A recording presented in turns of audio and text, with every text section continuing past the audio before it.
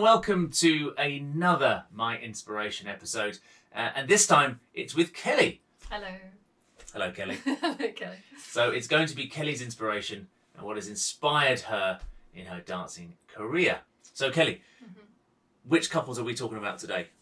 Okay, so I have chosen John Wood and Anne Lewis as one of my couples, and the other, Marcus and Karen Hilton.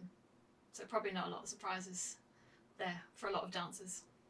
They are two of the greatest couples that we've ever produced in England or Britain, and actually the world, because they've got amongst them so many world titles. Several world titles, yeah. and they were real rivals for a long time, weren't they? Throughout their competed against each other. Their professional careers, yes. John and Anne finished a little bit sooner than Marcus and Karen. They carried on, but while they were at their peak, it was one would win or the other would win. They were neck and neck, weren't they, for quite a number of years. Yeah. So what specifically about those couples are you going to be focusing on today with regards to your inspiration? Okay, so both couples are quite different, both in sort of quite different in style, but I particularly want to focus on the ladies. Being a lady dancer myself, I think you're just naturally drawn to watching the lady dancer when you watch a couple. For, I suppose, inspiration or for guidance and things like that. So when I watch these two couples, I tend to focus on the two ladies. So John and Anne, quite classical in their style, and more emphasis, I suppose, on the movement and their weight across the floor. Very, very beautiful. Equally beautiful, but quite different, Marcus and Karen, in that I think they had a more liberated approach. This is just purely my opinion, but yeah, a slightly more liberated approach, and it still produced beautiful dancing, but when you look at the two styles, it's hard to put in words. They're so different. Yeah, they're very, very different, but both wonderfully majestic in their own right, aren't they? Yeah, exactly. But so I drew different things from each of them.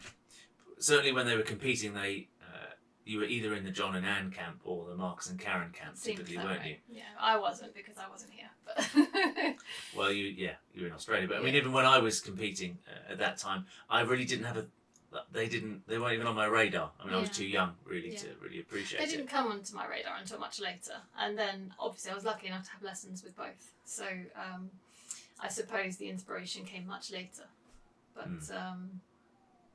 Yeah, now I draw upon it all the time, so it still helps me now. So the first videos that we're going to look at are what, Kelly? Of their tango, each couple's tango. So very distinctly different styles of tango, but equally beautiful. Yes, so I think what I was talking about earlier with the different styles in each couple really shows up in these two tangos. Okay, so let's take a look at John and Anne first.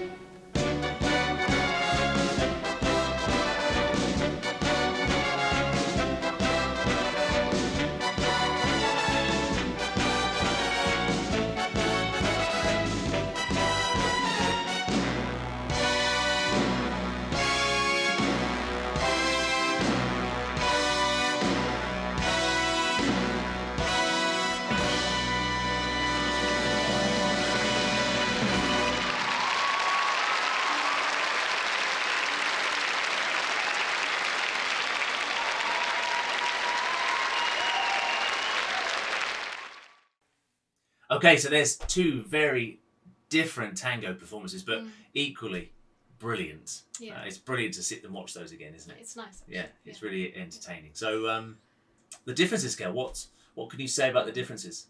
Well, I think hopefully everyone will see what I see, but in John and Anne's tango, I see a very calm stillness. It does make you feel quite suspenseful throughout the whole thing. I love the way they use a lot of basic figures as well, and it really interprets the music really wonderfully. It's just an overall a really direct approach, and it's very clean and throughout the whole thing, and it has this stillness about her.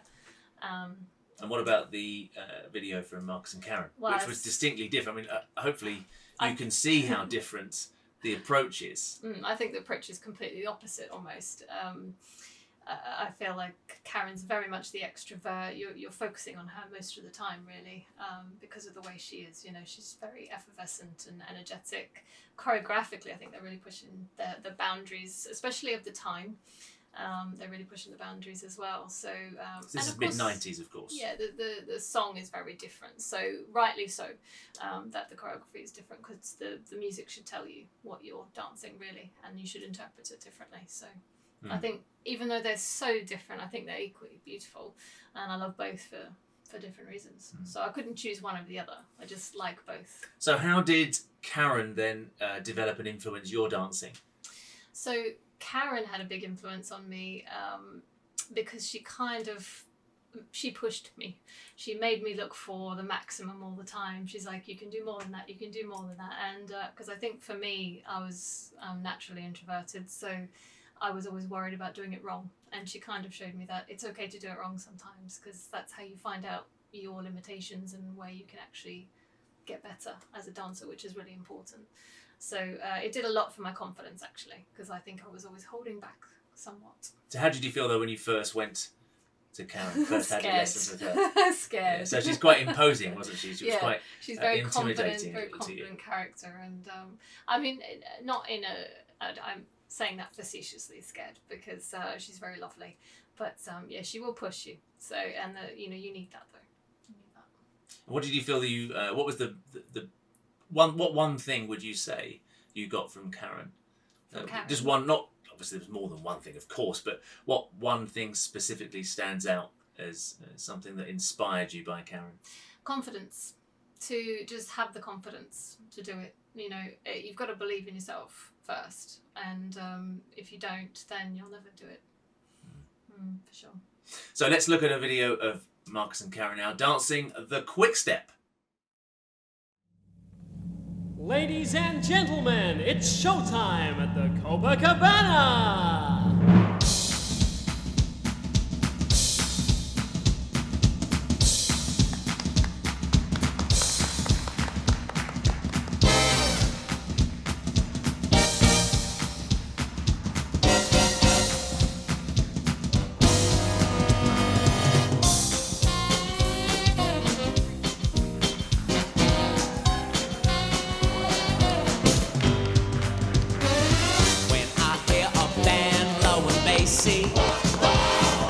I can count on losing my cool. Take me where the rhythm is racy. Let me be a dancing fool. Some prefer the Cafe Europa, sipping Dubonnet on a stool. Very cool. Me, I get my kicks at the Copa.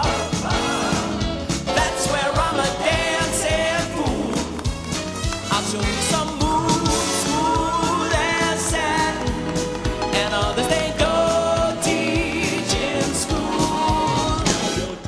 When that crooner starts into scatting, just give me a chance and my tuxedo pants and presto, I'm a dancing fool.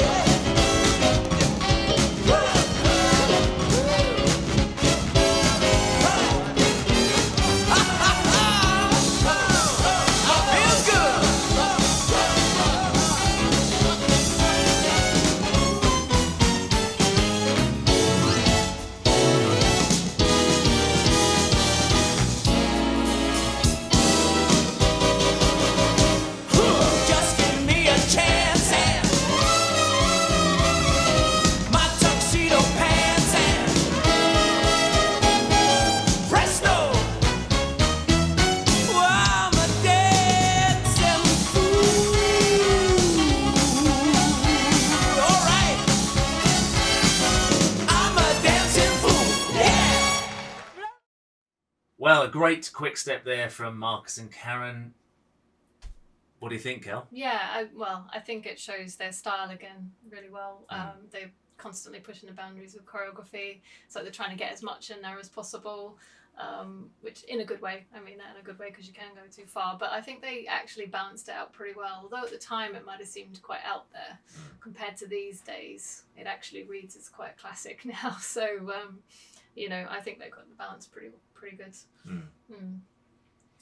It's still very effervescent and lively for sure. I mean, and that was back in the days when they would go to Japan and do perhaps 2 or 3 shows in a day. So I mean, I know something that probably Karen installed in you was a sense of determination, absolute determination, and never give up, do or die. Yeah. And I mean, that was Karen through and through, and she competed as well. They did really long shows though. And just watching through all the videos, they didn't just dance, you know, a minute 40. They did proper, nearly 3-minute long shows. So that's tough, really tough, because we've done that before. We have. And it's very, very energy sapping. So, you know, you can see that it might take its effect after a while. Absolutely, yeah. So moving on then to another individual dance now from John and Anne. Yes. And what have you chosen? It's a waltz from them. Yeah, and I chose a waltz because I think it really shows how beautifully they can move, the control, the quality of their movement, which is probably, I suppose, what they were known for. And also just to gain that kind of stillness in the line and the beauty of that. So I think this is a good exponent of that. So what is it that Anne inspired you? I mean, talking about the beauty of the movement and the line. I mean, what is it that Anne inspired you to be like in your dancing? Anne gave me a lot of foundations, really, and technique. And it sort of built a certain strength within myself with the posture, particularly. And I still use the postural exercises today, you know, with my pupils and things, because I think it's fundamental, and you can't be a great dancer without it. You know, so that will forever be with me now. And it also, I think it produces the elegance that you see in her. I think everyone thinks of Anne as this beautifully elegant lady dancer. And funny enough, the elegance comes through the hard work that she showed me. So. Okay, so here we go. A waltz from John and Anne.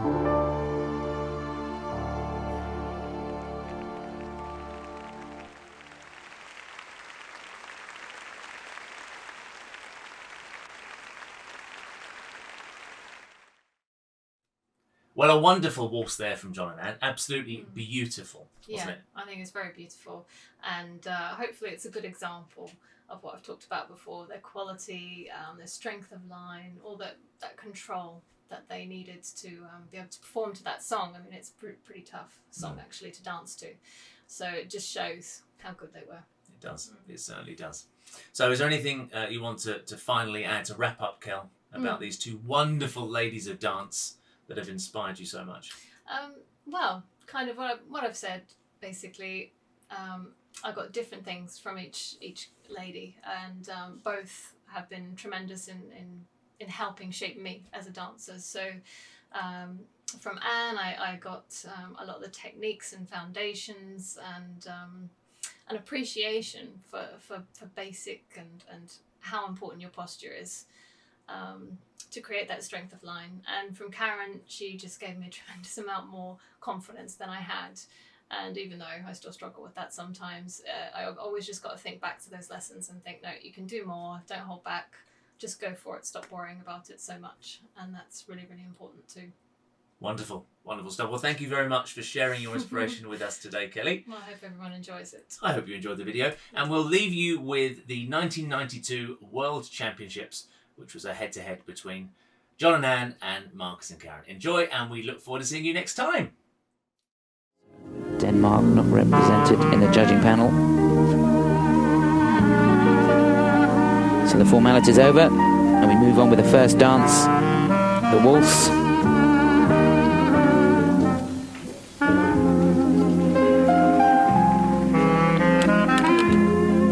Straight away, John and Anne Wood there, getting into their stride.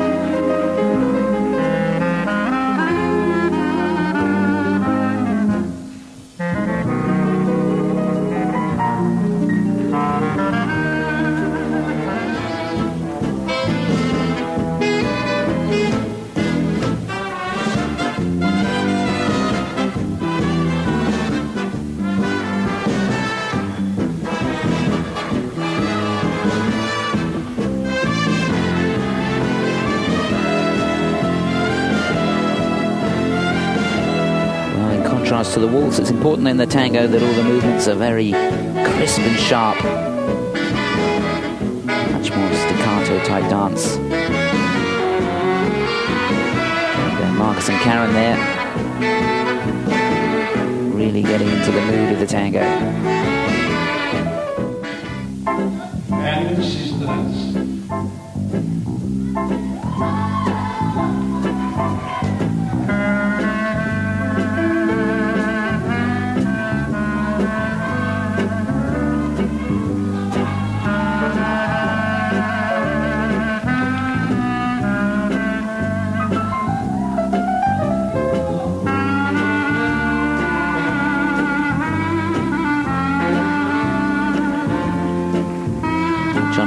There, performing an exquisite slow foxtrot. This is one of their strongest dances. And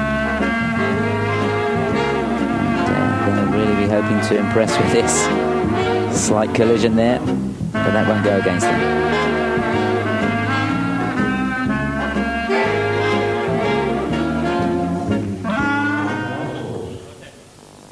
Marcus there, still able to have some fun.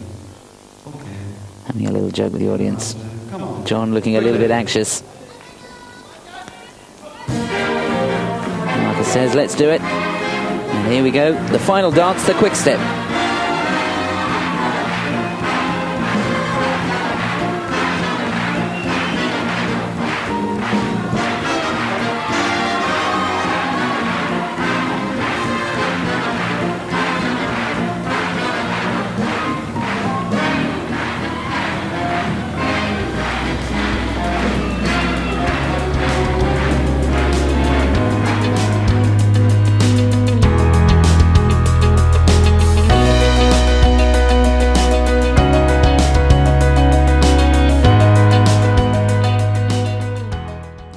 Well, I hope you enjoyed this video. Be sure to subscribe to the channel and hit that bell icon to get all of our latest updates. Also, check out the Dizzy Beat Dancing website and all of our social media to find out everything that we're getting up to. And most importantly, dance more and worry less.